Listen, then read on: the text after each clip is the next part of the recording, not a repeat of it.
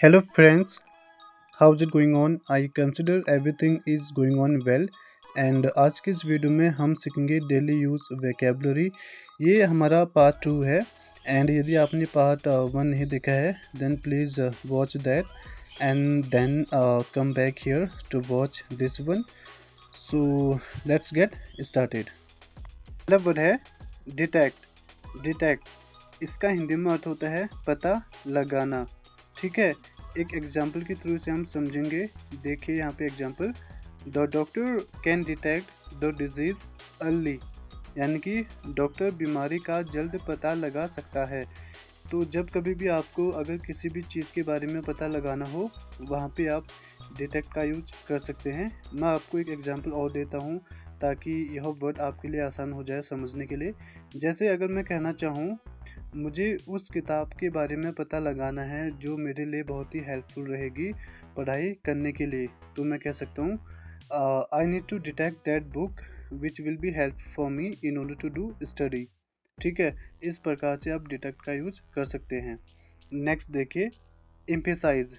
ठीक है, एम्फेसाइज इसका हिंदी में अर्थ होता है जोर देना।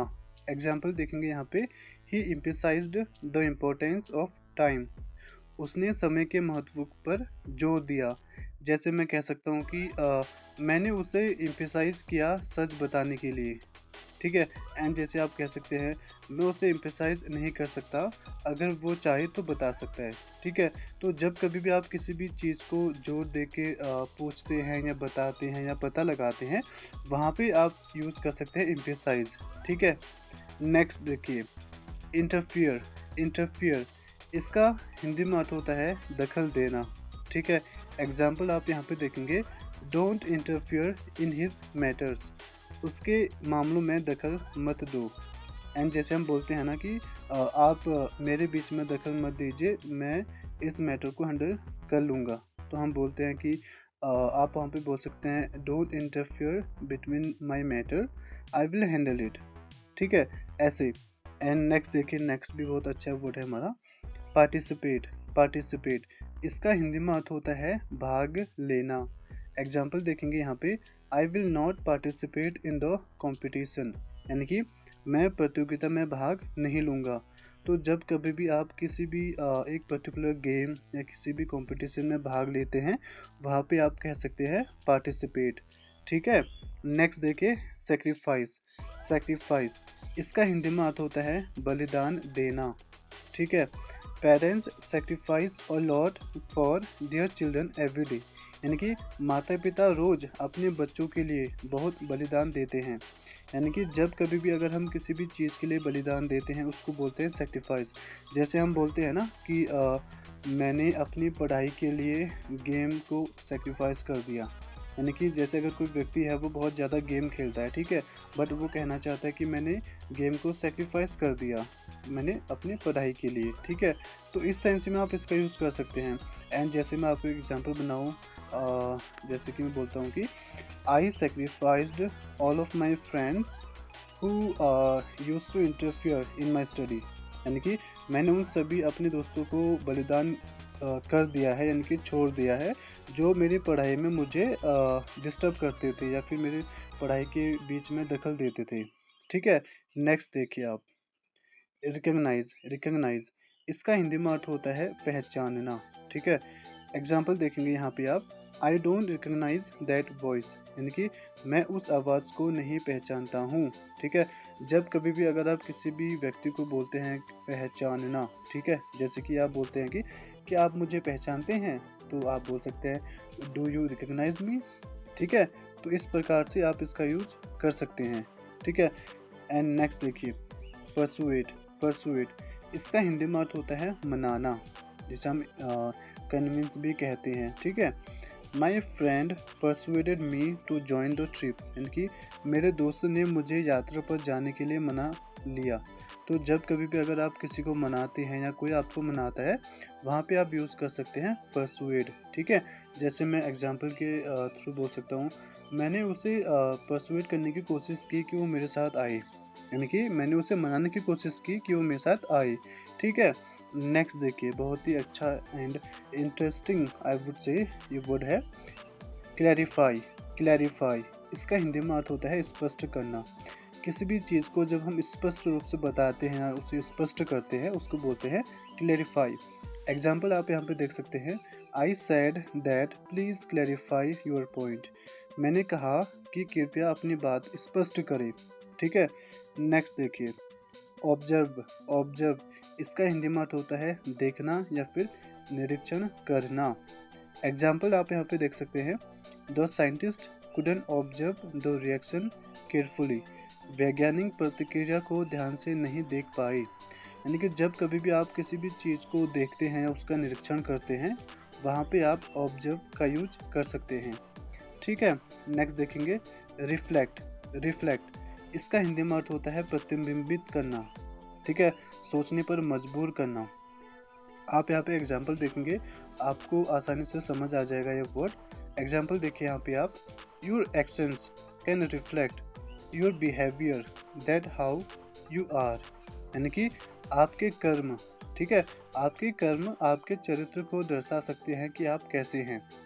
यानी कि प्रतिबिंबित करना एक प्रकार से वो हमें बताता है, रिफ्लेक्ट करता है। ठीक है, या फिर सोचने पर मजबूर करना, इस प्रकार से आप इसका यूज़ कर सकते हैं। एंड एक एग्जांपल मैं आपको यहाँ पे और देता हूँ।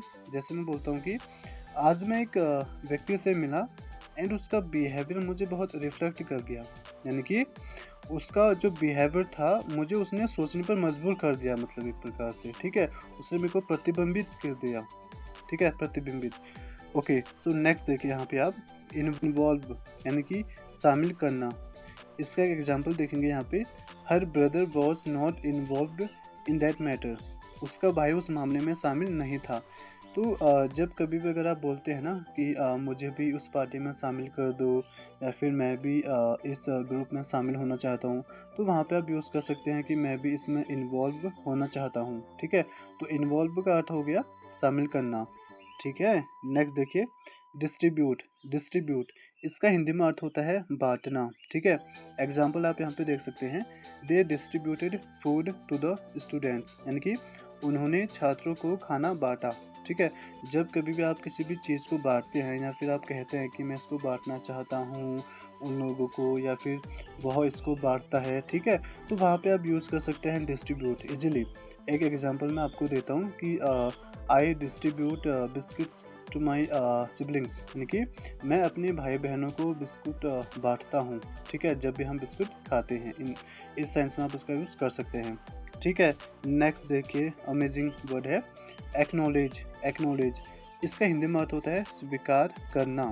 मैंने आपको एक वर्ड और बता रखा है पहले, जो कि है एक्सेप्ट। ठीक है, आप एक्सेप्ट का भी यूज़ कर सकते हैं, बट आप एक्नॉलेज का भी यूज़ ज़रूर कीजिएगा क्योंकि ये भी एक अच्छा वर्ड है। ठीक है, तो ही ऑलरेडी एक्नॉलेज्ड हिज मिस्टेक, यानी कि ही ऑलरेडी एक्नॉलेज्ड हिज मिस्टेक। ठीक है, ये है हमारा पास्ट इंडेफिनिट का टेंस, उसने पहले ही अपनी गलती स्वीकार की। ठीक है, एक्नॉलेज मतलब होता है कि किसी भी चीज़ को स्वीकार करना।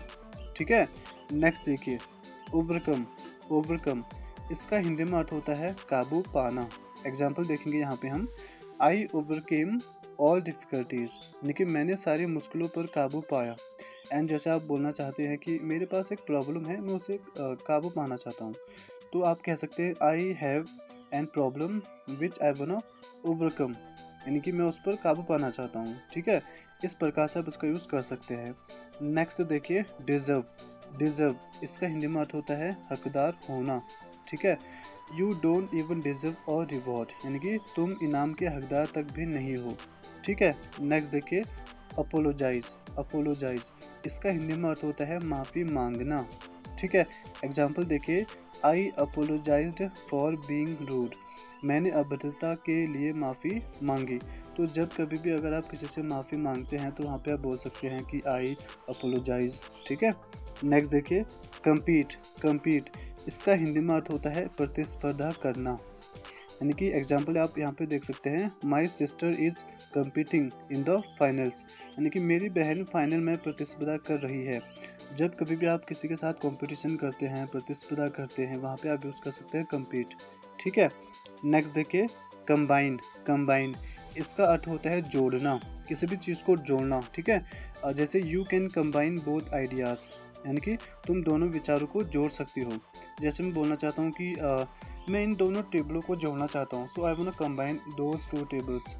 ठीक है, इस प्रकार से आप कंबाइन का यूज कर सकते हैं। नेक्स्ट देखिए चैलेंज। चैलेंज इसका हिंदी में अर्थ होता है चुनौती देना। ठीक है, जब कभी भी हम किसी भी व्यक्ति को किसी भी प्रकार की चुनौती देते हैं तो वहाँ पे हम बोलते हैं कि चैलेंज। ठीक है, एग्जाम्पल यहाँ पे आप देख सकते हैं, he challenged me to a race, यानी कि उसने मुझे दौड़ की चुनौती दी। ठीक है, नेक्स्ट देखिए रिकमेंड। रिकमेंड इसका हिंदी में अर्थ होता है सिफारिश करना। ठीक है, एग्जाम्पल आप यहाँ पे देख सकते हैं, you can recommend a book और गुड बुक। ठीक है, यानी कि आप अच्छी किताब सुझा सकते हैं। नेक्स्ट देखिए रिएक्ट। रिएक्ट यानी कि प्रतिक्रिया देना। ठीक है, आई रिएक्टेड एंग्रीली, यानी कि मैंने गुस्से से प्रतिक्रिया दी। यानी कि जब कभी भी अगर हम कोई भी प्रतिक्रिया देते हैं किसी भी सिचुएशन में तो उसे हम बोल सकते हैं रिएक्ट। जैसे कि मैं बोल सकता हूँ कि ऑब्वियसली मैंने वहाँ पे रिएक्ट किया गुस्से से क्योंकि उसने मेरे को डांटा, ऐसे। ठीक है, नेक्स्ट देखिए डिपेंड। डिपेंड इसका अर्थ होता है निर्भर होना। ठीक है, ही considers that success depends on hard work, यानी कि बहुत समझता है कि सफलता मेहनत पर निर्भर करती है। ठीक है ना। नेक्स्ट आप देख सकते हैं यहाँ पे, नेक्स्ट हमारा वर्ड है आइडेंटिफाई। इसका अर्थ होता है पहचानना। एग्जाम्पल देखिए, can you identify my mistake, क्या आप मेरी गलती पहचान सकते हैं। ठीक है, एंड जैसे हम बोलते हैं कि आप मेरे को आइडेंटिफाई कर सकते हैं कि मैं कौन हूँ, ऐसे। ठीक है, नेक्स्ट देखिए कंपेयर। कंपेयर इसका हिंदी में अर्थ होता है तुलना करना। ठीक है, एग्जाम्पल आप यहाँ पे देख सकते हैं, he said don't compare yourself with others, यानी कि उसने कहा खुद की तुलना दूसरों से मत करो। तो जब कभी भी हम अपनी तुलना किसी दूसरे व्यक्ति से करते हैं या कोई भी व्यक्ति एक दूसरे से तुलना करते हैं, ठीक है, तो वहाँ पे आप बोल सकते हैं कंपेयर। ठीक है, नेक्स्ट आप यहाँ पे देख प्रिटेंड। प्रिटेंड इसका हिंदी में अर्थ होता है झूठा दिखावा करना, यानी कि जब कभी भी हम दिखावा करते हैं जो कि झूठा होता है उसको बोलते हैं प्रिटेंड।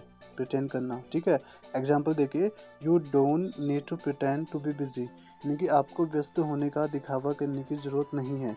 एंड जैसे मैं बोलता हूँ कि आपको अच्छे बनने की ज़रूरत नहीं है, ऐसे दिखावा मत कीजिए। तो मैं बोल सकता हूँ कि आपको प्रिटेंड करने की ज़रूरत नहीं है अच्छे बनने के लिए। ठीक है, तो इस प्रकार से आप इसका यूज़ कर सकते हैं।